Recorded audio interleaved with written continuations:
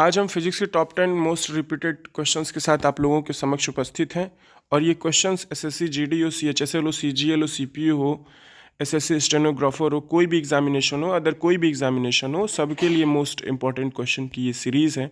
क्योंकि यार नॉलेज मिलेगी आपको इस लेक्चर से। ठीक 5 मिनट में ये 10 सवाल आपको बहुत सारा नॉलेज दे के जाएगा और नॉलेज है तो किसी भी एग्जामिनेशन में वो काम आएगा। तो पहला क्वेश्चन पढ़िए कि तारत्व किस पे निर्भर करता है। तो फ्रेंड्स, ध्वनि का जो तारत्व है, पहली बात कि यदि ध्वनि मोटी होगी या पतली होगी, ये किस पे निर्भर करता है, तो ये तारत्व पे निर्भर करता है। और यदि तारत्व ज़्यादा है तो वो ध्वनि पतली होगी। तारत्व ज़्यादा मतलब दूर तक वो आवाज़ जाएगी और वो आवाज़ पतली हो जाएगी। और तारत्व यदि कम है तो ध्वनि क्या होगी, मोटी होगी। ठीक, तो ध्वनि का तारत्व किस पे निर्भर करता है, फ्रीक्वेंसी पे निर्भर करता है।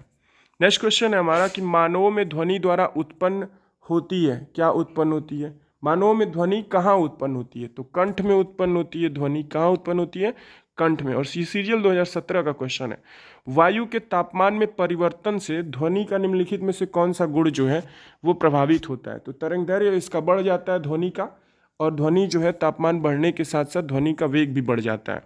तो तरंगदैर्घ्य बढ़ता है इसीलिए उसका वेग भी बढ़ जाता है, ज़्यादा कदम तेज रखने लगती है। यदि पूर्ण तरंग दिष्टकारी फुल वेव रेक्टिफायर की निवेश आवृत्ति n है तो निर्गत आवृत्ति आउटपुट फ्रीक्वेंसी क्या होगी। तो जितना डालोगे उतना ही तो निकलेगा भाई।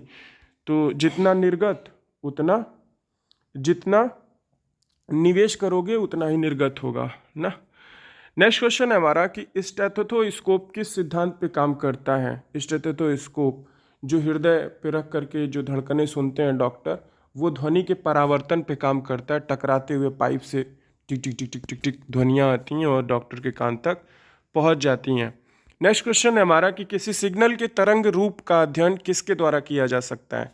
तो फ्रेंड्स, किसी सिग्नल के तरंग का जो अध्ययन है वो कैथोड किरण दोलनदर्शी ऑसिलोस्कोप की सहायता से किया जाता है। तो option number B is correct. Next question है हमारा फ्रेंड्स, चमगादड़ जो है रात में देखते नहीं हैं। ये जो हैं ये पराश्रव्य ध्वनि तरंगे निकालते हैं और वो ध्वनि तरंगे जब टकरा करके आती हैं तो वे पता कर लेते हैं कि हमारे रास्ते में रुकावट है, या फिर उसी से अपना जो है शिकार भी वो करते हैं। तो वे पराश्रव्य ध्वनि तरंगे उत्पन्न करते हैं और उससे शिकार और अपना मार्गदर्शन करते हैं। तो option number D is correct. चमगादड़ की ध्वनि कैसी होती है, तो पराश्रव्य तरंगे होती हैं जो 20,000 हर्ट्ज से ज़्यादा होगी। नेक्स्ट क्वेश्चन है हमारा कि शिकार परभक्षियों या बाधाओं का पता लगाने के लिए चमगादड़ अथवा डॉल्फिन किस परिघटना का यूज़ करते हैं। तो ध्वनि के ध्वनि के परावर्तन का। तो ध्वनि का परावर्तन मतलब वही प्रतिध्वनि।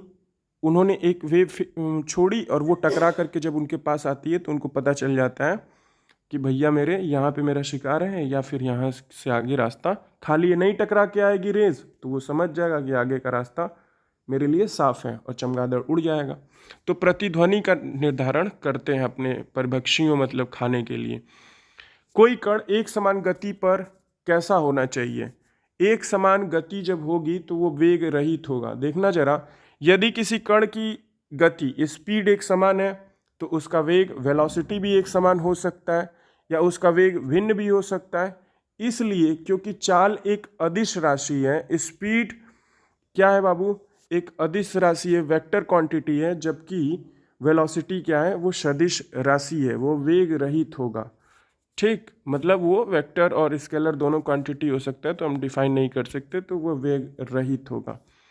ठीक तो फ्रेंड्स, मिलते हैं नेक्स्ट वीडियो में। जय हिंद, जय भारत। और इस वीडियो के पीडीएफ के लिए आप लोग टेलीग्राम या फिर व्हाट्सएप चैनल से जुड़ें, आपको सारी पीडीएफ फ्री ऑफ कॉस्ट मुहैया करा दी जाएंगी। धन्यवाद।